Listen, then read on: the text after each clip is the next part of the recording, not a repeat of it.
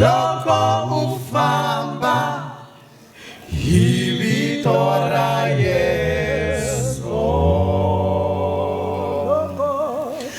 loko ufamba hivitora Yesu, zvitukundi zvinji musi Yesu engomu nisongo shumera mabonywa unakare nitoiwana haralinangaya zinani la Yesu, haralinangaya zinani la Yesu.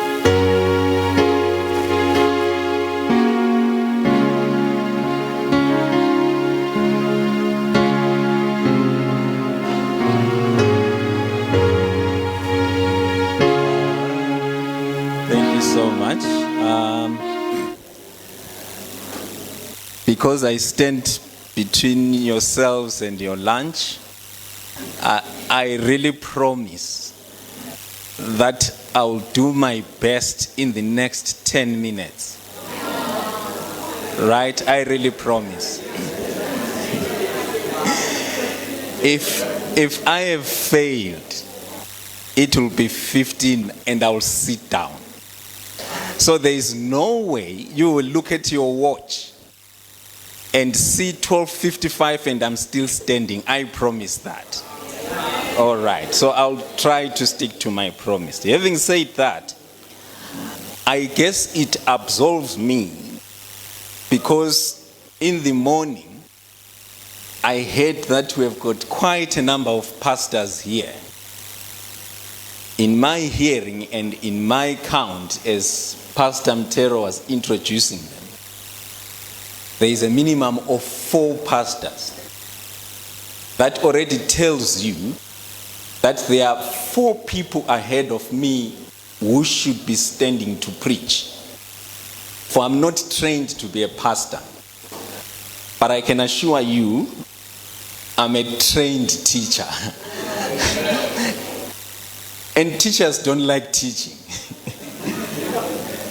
I see quite a number of university students here. At times, lecturers will just come for some few minutes and they want it over and done with. I'm also like that. So I want this over and done with as soon as I can. So that's my promise.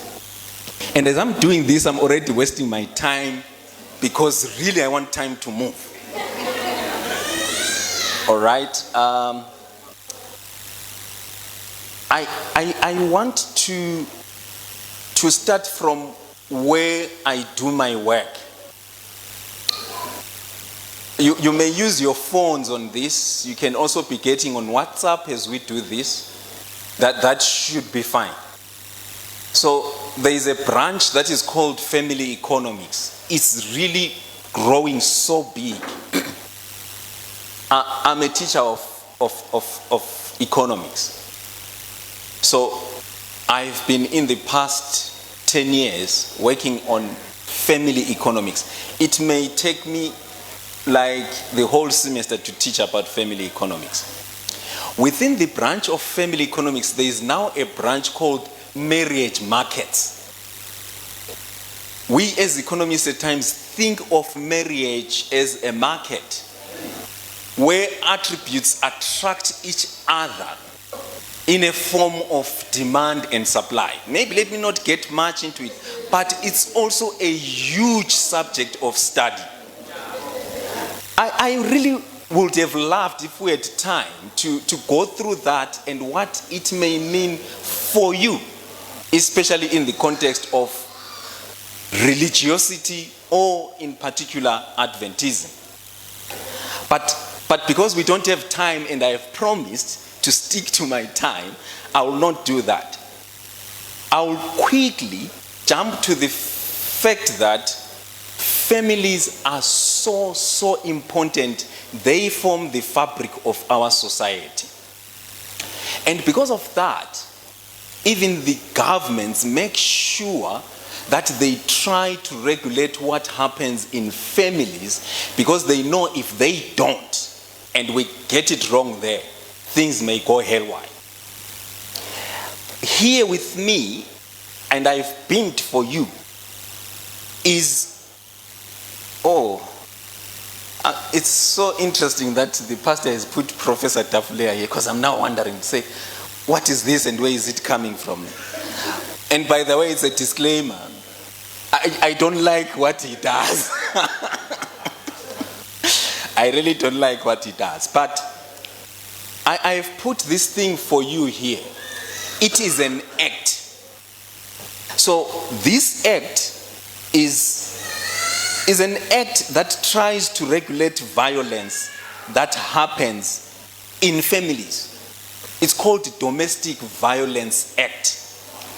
This act, it has a lot of things, but I'll pick one thing that I'll talk to in the next 7 or so minutes. That's consanguinity. Wow, just Google that word. I had to just circle it. If you don't want to Google it, use your meta so that, we don't take time to describe it. We don't have that time, but you may be. So that's the word, consanguinity.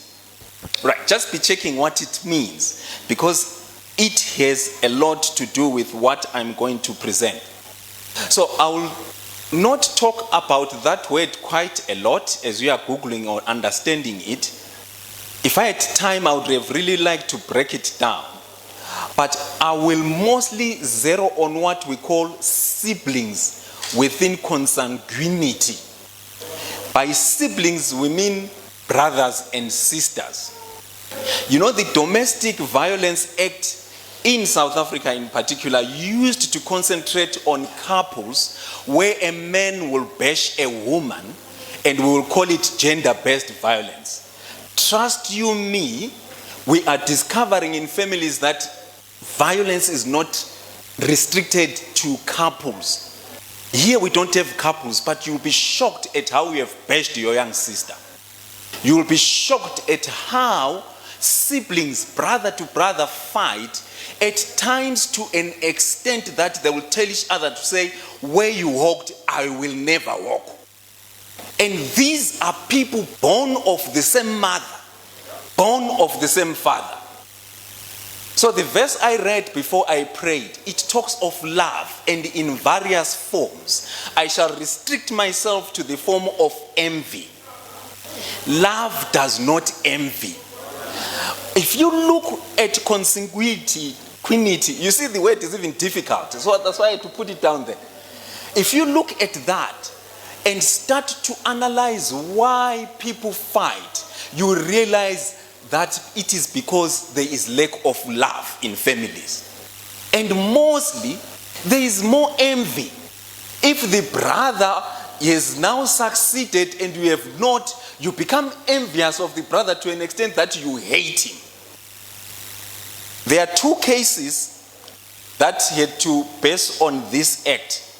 So I shall not talk much about those cases. They are interesting because of time, but suffice to say, they have made the government realize that perhaps it's high time we also talked about siblings rivalry.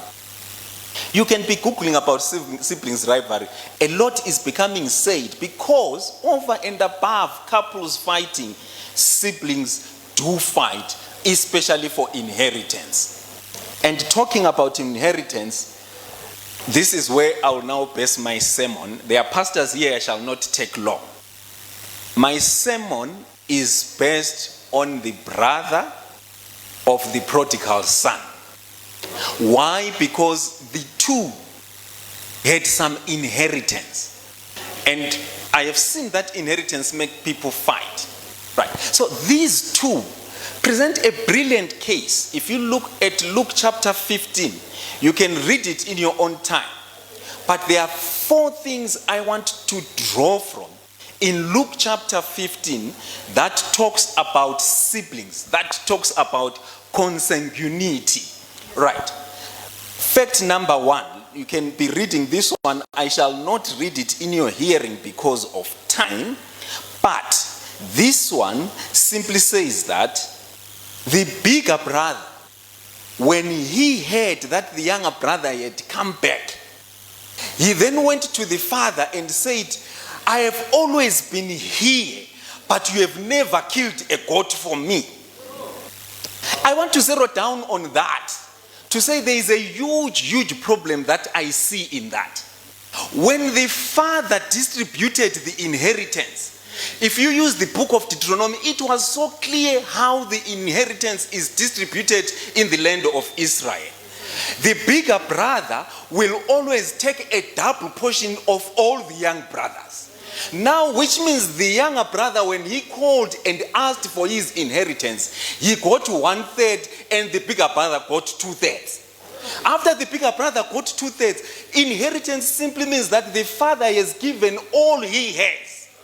Now the young brother goes, when he comes back, a fattened calf is killed. Then the bigger brother comes to the father to say, I have never been killed for a goat. There is a problem with the bigger brother to think that way. He is envious of a goat that has been killed or a fattened calf killed for his young brother and forgetting that everything else is his.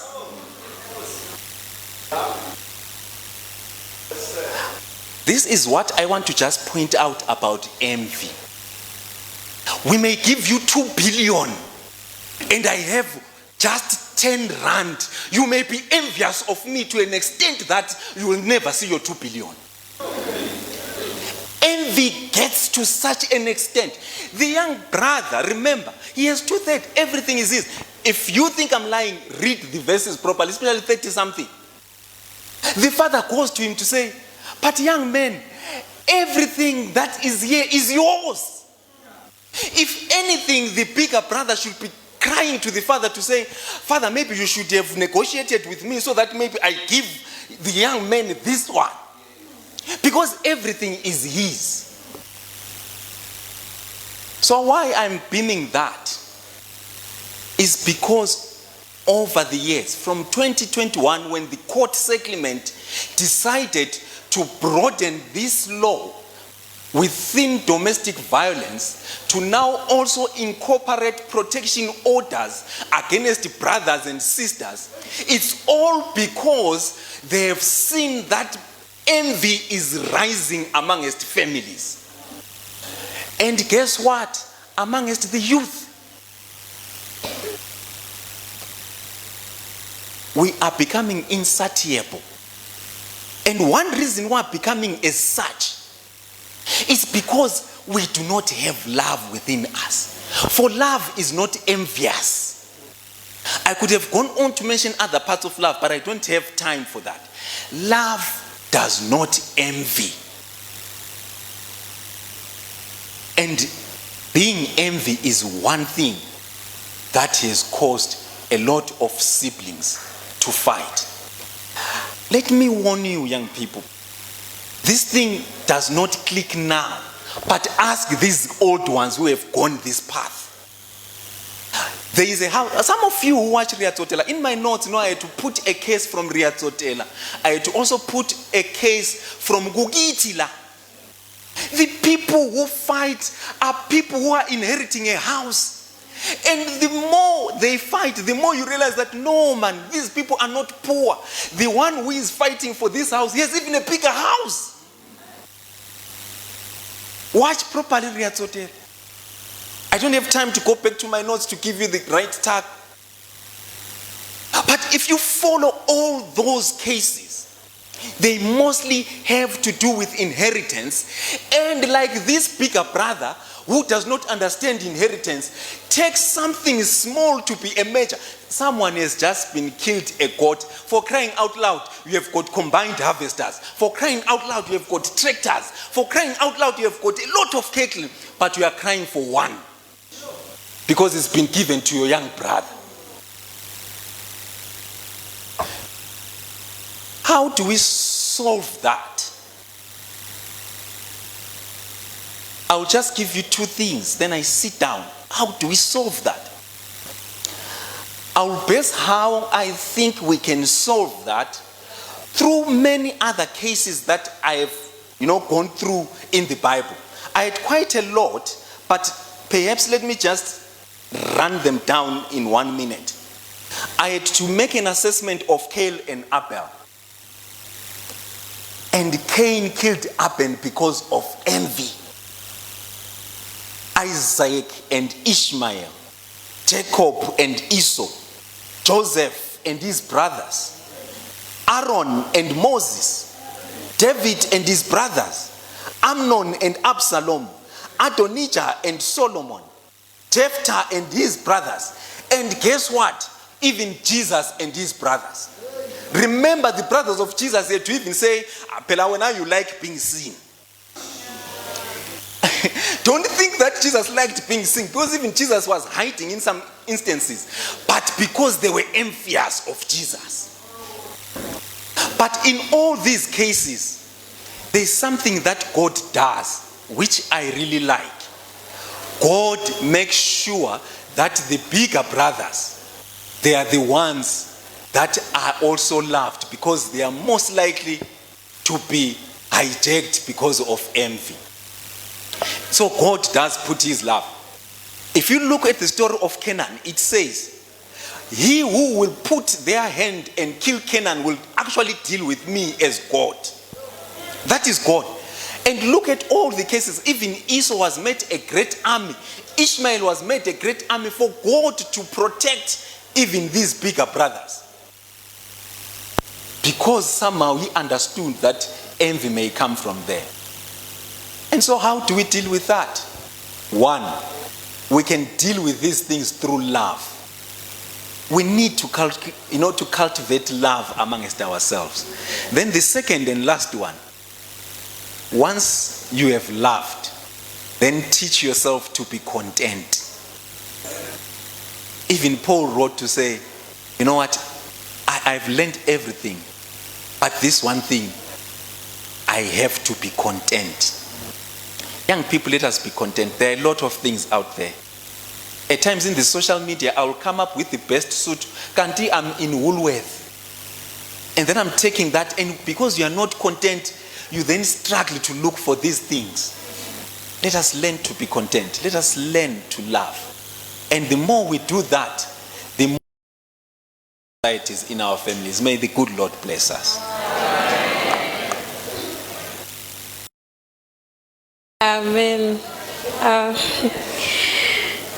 Your Prof, what you just dropped on us, I believe God wants us to hear this just because he wants us to be better people